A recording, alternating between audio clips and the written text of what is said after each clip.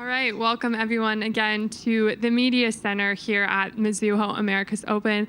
I'm sitting here with Rose Zhang, who coming off of one of the most impressive amateur careers maybe ever, and now taking this next big step in your career, your professional debut. What's going through your head in these moments?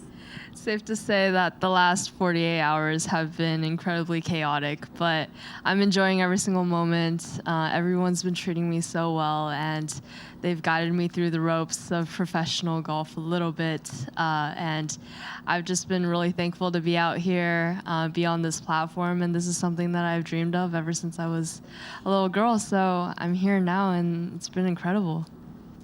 When you were thinking about making your professional debut, which I'm sure has been on your mind, why the Mizuho Americas Open? What called you to make your debut at this event? There were so many reasons. First of all, from the timing. After NCAA's last week, I was able to just figure things out a little bit in terms of my schedule and what I wanted to do going forward after my sophomore year at Stanford. And the Mizuho was a perfect place for me to kind of start out my professional debut. But at the same time, it's such a special event. And this is the first time I think that the AJGA and the LPGA are together playing the same course. And being at Liberty National, there's a lot of history here. So there were so many factors that really allowed me to want to come out here and start out my pro debut. Have to ask, was Michelle Wee West one of those factors? She was in here talking, said some very nice things about you. What's your relationship like with her, and did that have any influence on your decision to play this week? 100%. Michelle, her being a Stanford alum, she's kind of talked to me before. She's been a great mentor for me and a good role model about what to do, what she did in her professional career, as well as being at Stanford. She was actually one of the main influences for me to turn professional while going to school at Stanford. So in the following years, I'll still be at school finishing my degree, and she played a huge part in helping me with that decision just because she's done it before, and she said, you can definitely do it. So that gave me the confidence to try it and see what it would bring forth for me. But Michelle is just incredible. She's been an incredible name for the game of golf, for women's golf, and she's just an exciting person to be around. So we definitely have bonded a little bit in previous events, and I couldn't be more thankful to have kind of her guidance in things. Amazing. I'd love to open it up to the room and the Zoom now for those who have questions in here. Rose, we were just kind of joking about Greyhawk before you stood up there. I mean, you've conquered some really tough golf courses, obviously playing super well at Augusta National and winning that event, and then playing so well at Greyhawk the last 2 years.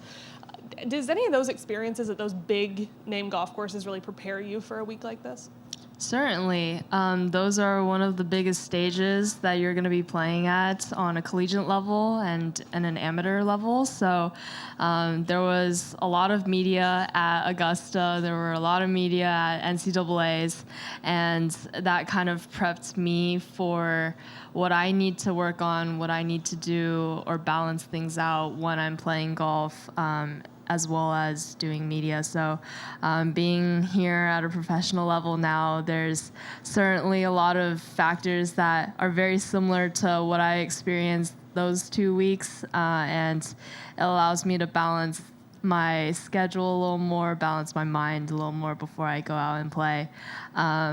But those events were incredible, such unique experiences that I'll never get to probably experience again because they're just such special events that I could just learn and grow with people that I love. How much do you look up to a player like Michelle? Obviously, a big factor of you being here, but how much do you look up to her and really want to emulate her as you go on this journey? Yeah, I do feel like a lot of people, every single person is different. She's got different career paths as I do. So in terms of emulation, I don't really think about it as that, but she's got such a similar path or experience to what I have right now. She turned pro at a very early age, and she's at Stanford. She was able to finish her degree while being on the pro level. So I think for her, she is a living image of something that I want to try to pursue. And if she's done it, it gives me the confidence to really keep going and pursue what I want to do in the future as well.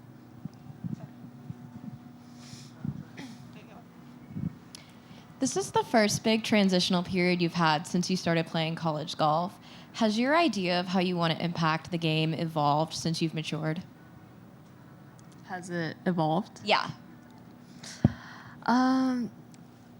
It's crazy because growing up, I really had a very simple mindset. It was playing junior events simply just to play in it, and simply having fun. And then I went on to try to figure out what colleges I wanted to go to, started talking to college coaches, played for Coach Walker. And from then on, in college, I didn't really think much as well. It was more of try to play for my team, try to play the best that I can, grow in my independence, grow as a person in college, meet new people. But now I kind of jumped to professional golf, and I feel like right now the mindset is also very simple. It's try to adjust as much as possible to tour life and figure out what it means to be a professional, what I want to do out here. And I feel like I have a lot of time to experiment what I want to do. So that's kind of the mindset that I have going throughout my career and even going forward. Just as a follow-up, I know you really do embrace keeping it simple. I mean, what's this turnaround been like in the past week going from NCAAs to here? Yeah, after I was done with semis, the walk back from 18 with my teammates was bittersweet, but actually one of the most memorable moments that I could have in my college career. Everyone was embracing each other. We were all laughing, having jokes, and following that day, it was my birthday, so we went back and had a good time celebrating. We all had a little dinner together, and then I spent 2 days trying to make up exams, make up quizzes, turn in essays, turn in a piece set, and it was just ongoing. And then the next day on Saturday, I flew out here. So I didn't really have any breathing room. And on top of that, I was announcing my professional announcement. So it was certainly one of the most chaotic weeks I've ever had, and that says a lot, including the fact that I played ANWA and NCAAs with everything happening. Just a simple one. How did you know it was time to turn professional? What factors went into that? Yeah, that's a very difficult question because I was trying to figure out that timeline as well. Beginning my college career, I told Coach Walker that I do want to pursue professional golf in the future, but I didn't know whether or not it would be after 4 years, during my college career, and whatnot. So when I started, but one thing's for sure, I wanted to finish my degree. And the second factor was I wanted to see how well I played in college golf, because I believe that if you're not able to conquer one stage, then you won't be able to go on to the next one and say that it's time for the next step. So I wanted to see how I fared in college golf, and turned out well. So that's why I tried pursuing it. I thought, okay, now I can see where the trend is going. I see that I have potential going to the next stage.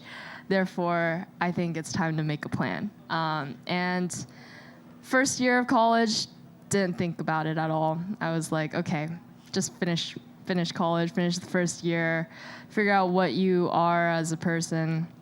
And then going into sophomore year, there was a little bit more talk, but I honestly just felt like I'll take the first fall quarter steady and see what that decision may imply, see what kind of routes that I can take if I do decide to turn.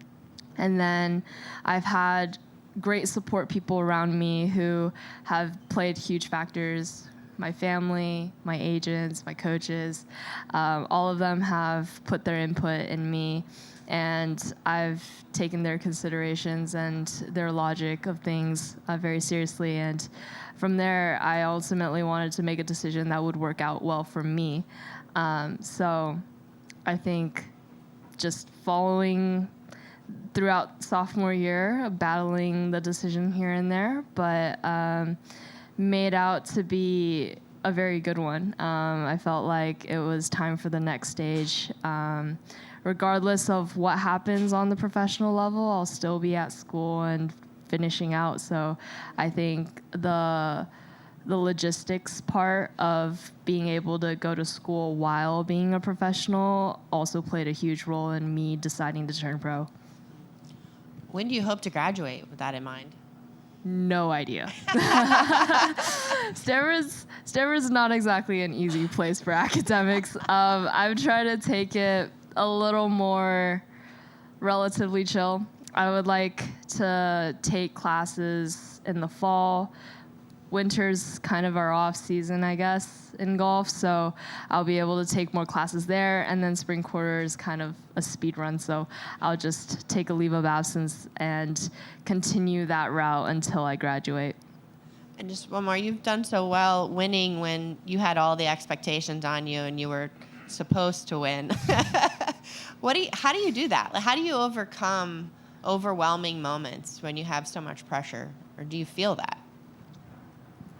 Well, I'm human, so I certainly do feel it. And even though out on the golf course I'm very calm, composed, I do think that there is an element of composure just because I have a good faith and mindset in the back of my head, and I have a fundamental core that allows me to just keep going and not think about other people's expectations.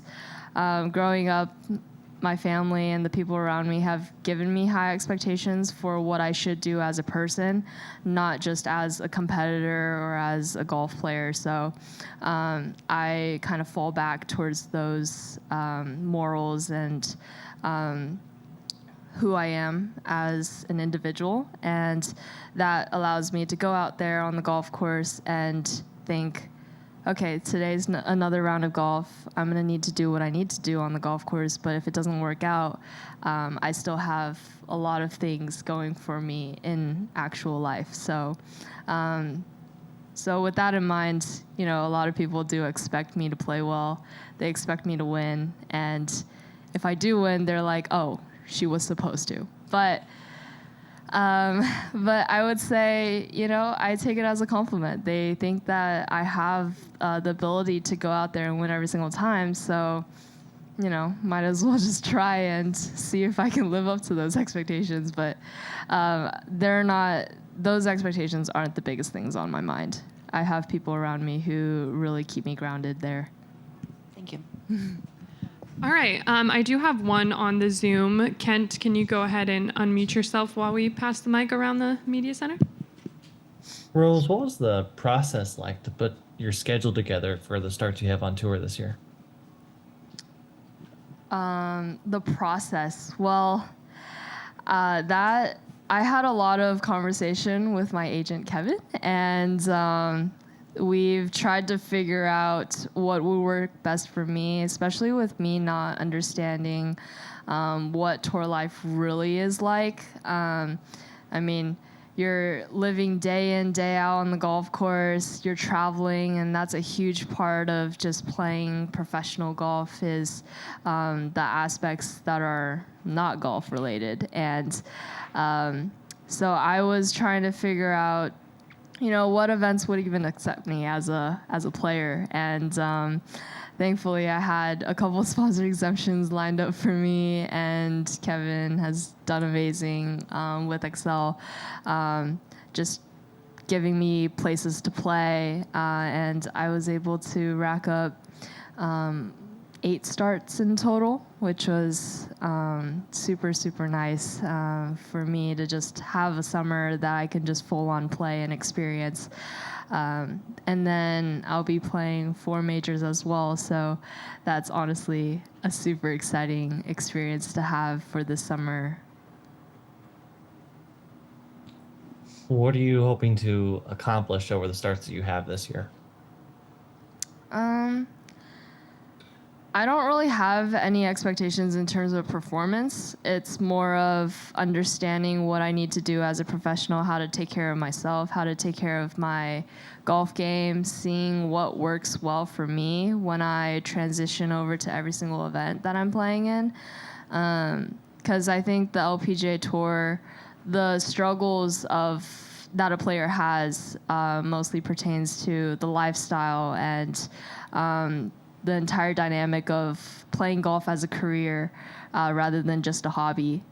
So I think I'll be figuring out what time management really is and how that would fare well with me. Thanks, Rose. We have one right here to my right. Hey, Rose. I'm curious, Tiger Woods was in a similar position to you, probably 30 years ago now, almost, which is crazy to think. You're now represented by the same agency. Have you had any discussions with Tiger? Has he given you any advice in terms of how to handle the coming weeks and months as you kind of acclimate to life on tour?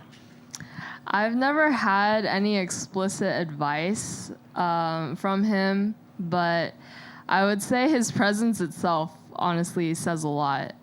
He's accomplished way more than any golfer in this generation, and I think him as a role model for the game of golf, what he did to modernize the entire sport is truly amazing. So I never really had any conversation with him, but he did text Coach Walker here and there and was like, "Oh, congrats to Rose," and it just kind of shows that I'm on the right track if he's able to keep up to tabs with somewhat of what I'm doing.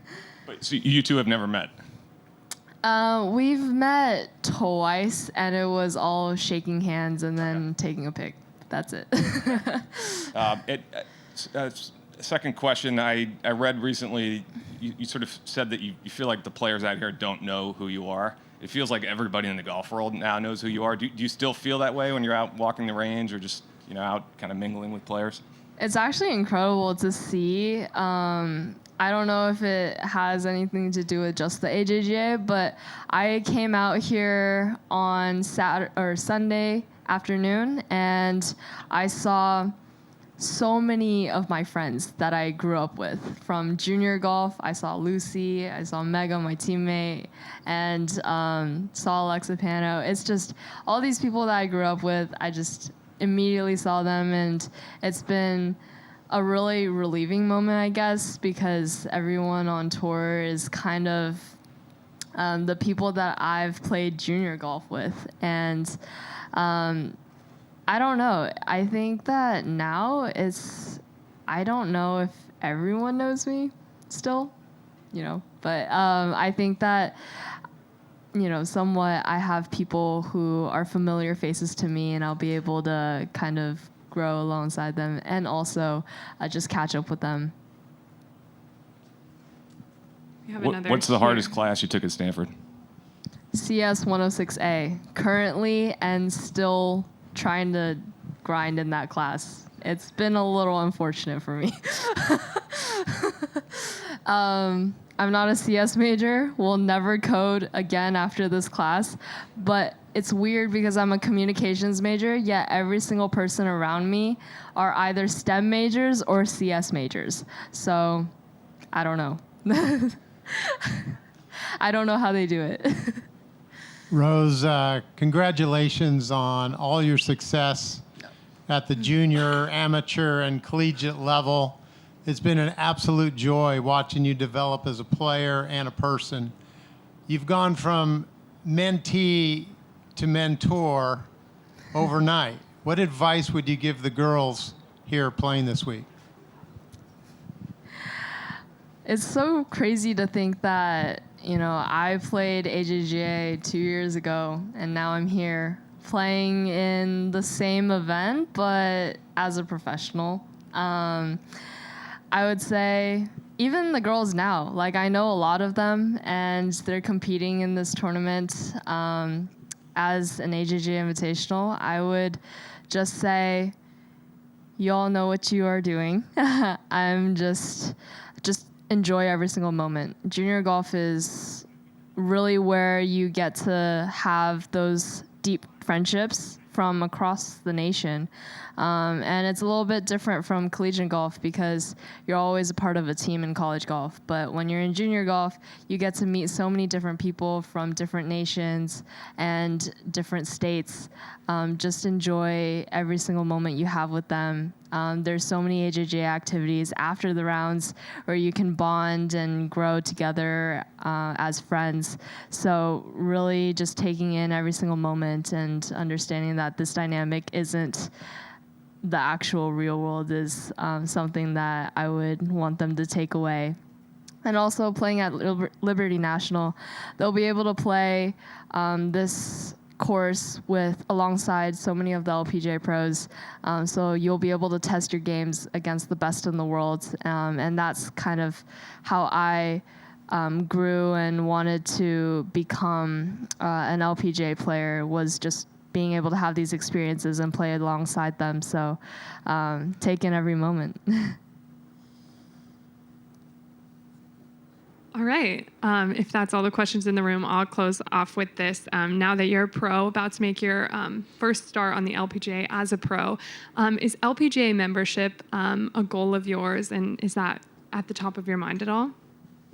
Certainly. I feel like as a professional player, it'd be a dream to be on the LPGA Tour, play on the weekly, and travel alongside all these best players.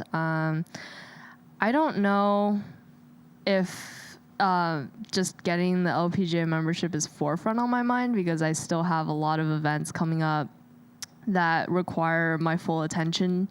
But certainly after all these events, I would hope to think that I'll have an opportunity to get that LPGA membership. But it's what a female golfer always dreams of, playing on the LPGA. Amazing. Well, thank you so much, Rose.